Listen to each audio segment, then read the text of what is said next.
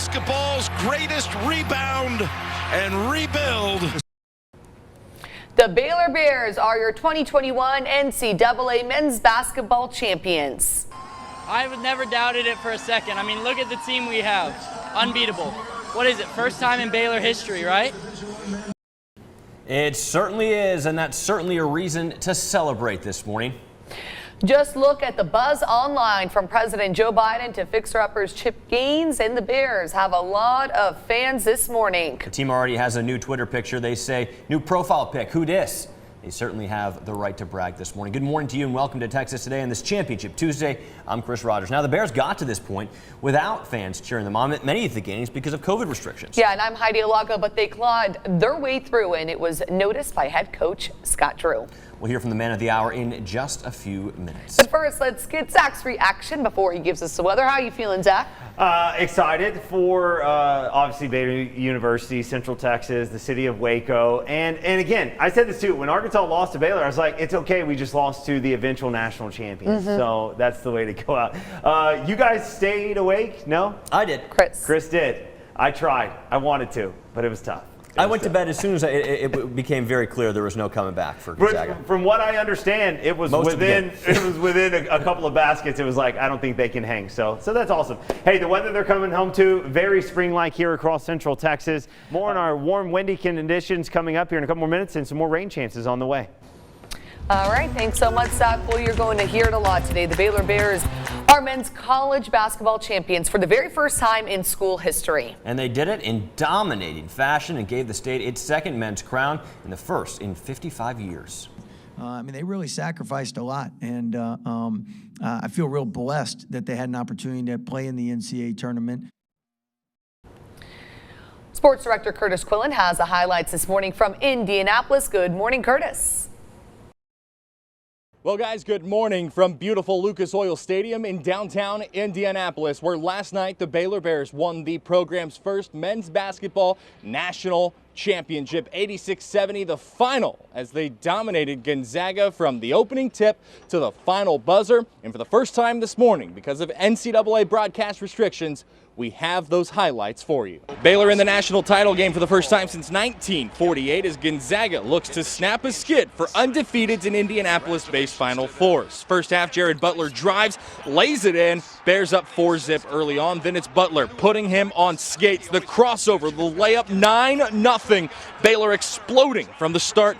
Then more from Butler. He is on fire. The three ball here puts the Bears up by a dozen. Baylor, the best three-point shooting team in America this season, and they're showing it as Adam Flagler drains the triple here. Bears up by 10 at the half. Second half, Butler picks up where he left off, nailing back-to-back threes in the opening minute. That pushes him to 16, pushes the Baylor lead back to 14. Then after that, it's Jonathan Chachua dunking it so hard, brings down the Peyton Manning statue outside.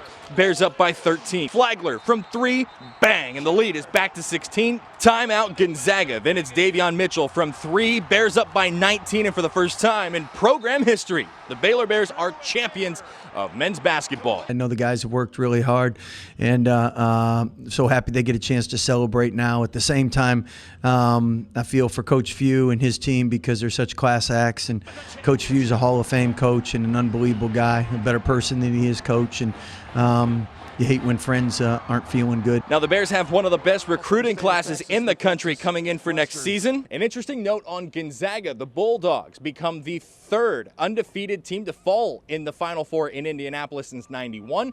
UNLV did it that year, Kentucky in 2015. As for the Bears, if you are one of those with high expectations for the program again next year, the Final Four is in New Orleans. In Indianapolis, I'm Curtis Quillen. Curtis, thank you. And since the game was out of town, Baylor fans packed McLean Stadium to watch the Bears play. 6 News reporter Barry Roy was there to witness the emotion after the team sealed the deal. Good morning, Barry. Good morning to you. From the opening tip until the final buzzer, it was a party here at McLean Stadium. From the opening tip, a magical buzz intermixed with confidence swirled inside McLean Stadium.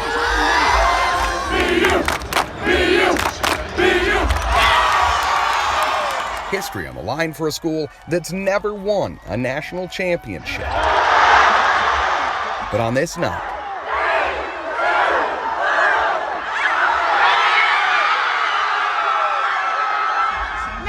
is going down in history. You know what? It starts with a community.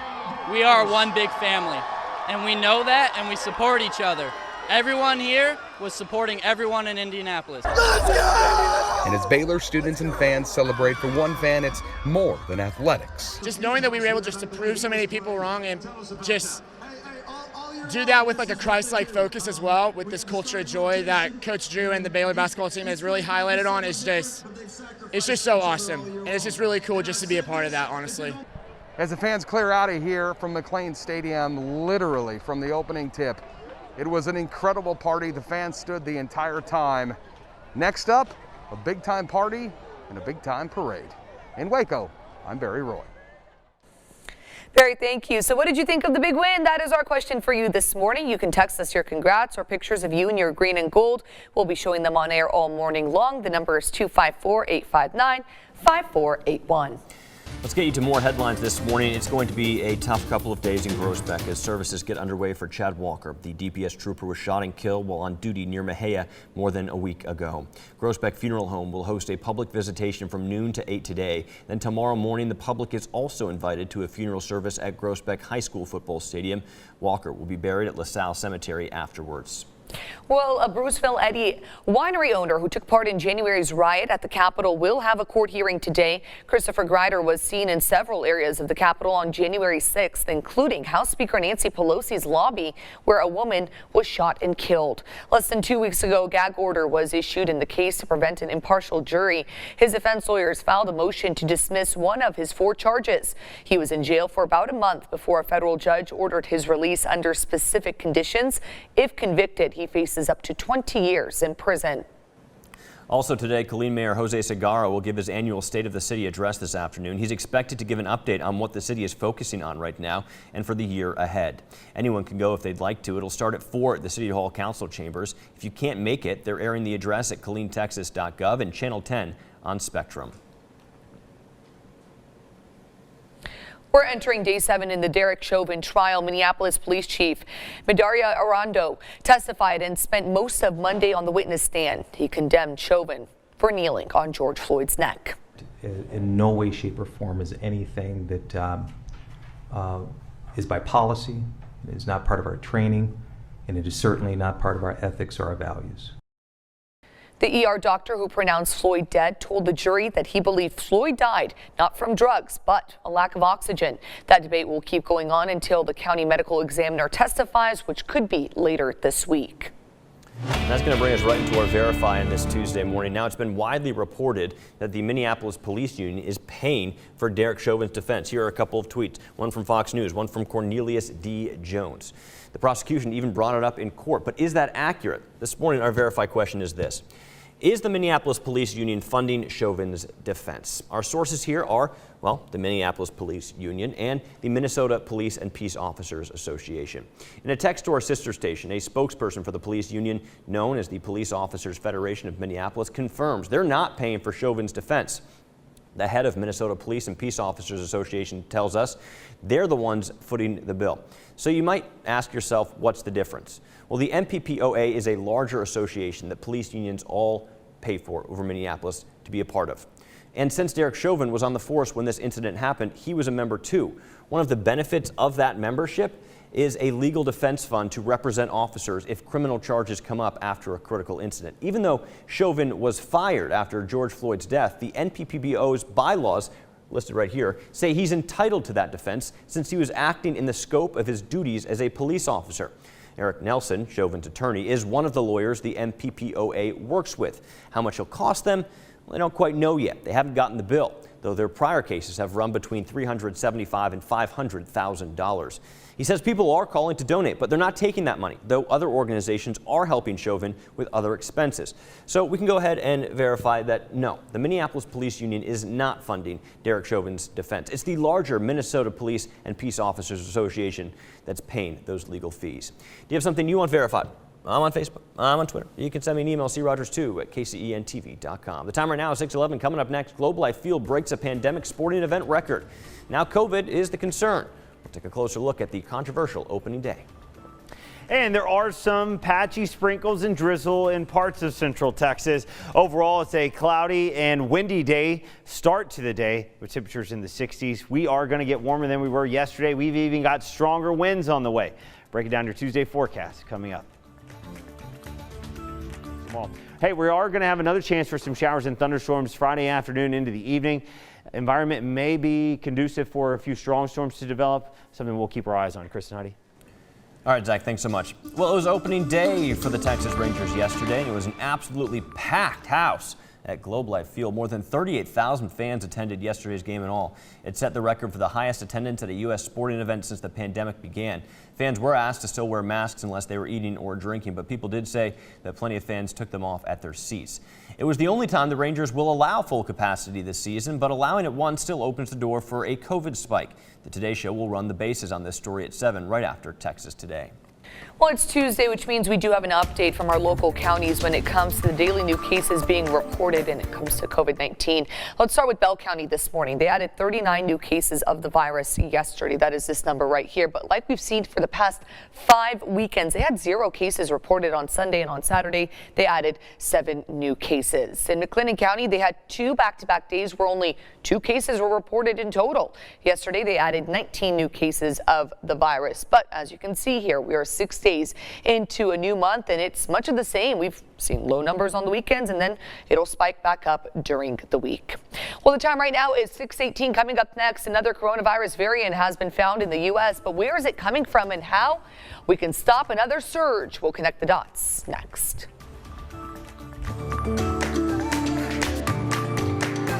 Well, welcome back. We tell you all the time that even with increased vaccinations and reopenings, COVID-19 is still a concern, and one variant is being called especially concerning. Stephanie Whitfield connects the dots. As the race to vaccinate Americans against the coronavirus continues, another variant has been found in this country. Let's connect the dots. This so-called double mutant variant was first discovered in India. As you can guess, this variant contains 2 mutations to the coronavirus. The mutations have been seen before in different variants. One is similar to the so-called California variant. The other was found in variants discovered in Brazil and South Africa. The first case of this double mutant variant in the U.S. was diagnosed in a patient in the San Francisco area. So what does this mean? Experts are concerned these mutations make the variant more contagious. That's because both help the virus latch onto cells. India first revealed its existence in March. Now cases are surging in the country. In one hard-hit Indian state, cases have increased 50% in just a week. But political leaders claim the new variant is not necessarily to blame, instead pointing fingers at large gatherings. More research is needed on this double mutant variant, but experts are hopeful the current vaccines will be effective against it. Despite the lack of hard data, they point to the fact that the vaccines work on these same mutations seen individually in other variants. But the emergence of this new variant of concern reinforces to health officials that widespread vaccinations are needed to stop the creation of new mutations. Connecting the dots, Stephanie Whitfield. All right, Stephanie, thank you. Well, stay with us. Your birthday shout-outs are coming up after this short break. Mostly to partly cloudy skies this afternoon. Wind advisory in effect through the day as gusts will be 35 to 40 miles per hour. All right, Zach, thanks so much. Hey, if you're waking up and it's your birthday, we'd like to wish you a happy one. Here are a few people celebrating. Alessandra Parsons, your dad and Charlie say they hope you have a great day. Happy birthday to you from all of us here on the show. It's also Tona Johnston's 59th birthday. Your husband, John, wishes you a very happy day. And happy birthday from all of us as well. Our celebrity birthday goes to Candace Cameron Bure. You know her as DJ from Full House. She's turning 45 years old today. Hey, if you want to celebrate your birthday here on the show, just send us an email with your name, age, photo, and birthday to Texas Today at KCEN-TV.com. Can you guess today's Who Said This? Here's the quote. No, I like to rock and roll all night, and part of every day I usually have errands. I can only rock from like 1 to 3. The hint is community service. We'll show you the answer right before the Today Show at 6:59 a.m. But right now, here's a look at what's coming up on prime time. We hope you join us for Young Rock, Keenan, This Is Us, New Amsterdam, then your local news, weather, and sports at 10 o'clock this evening. We'll be right back with the final half hour of the show next.